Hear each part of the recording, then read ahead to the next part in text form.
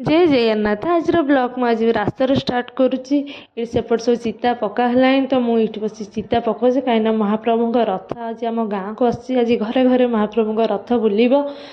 तो ये महाप्रभु रथ आम गाँ भितर आसी सारे ये मंदिर पाखे ठिया चलते महाप्रभु दर्शन करनवा तो महाप्रभु दर्शन मुझे कर सारे चलते आम मूर्ज देखिए केमती सब मूर्ज पकड़ शंखरे महाप्रभु आंकीचंद ये बड़ फूल झोटी भी कर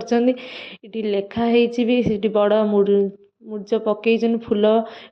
पका चली पका सरी जाइए तो महाप्रभु भितर ये चित्र गोटे पकईन बहुत सुंदर भी लगुच आम गाँ भितर चिता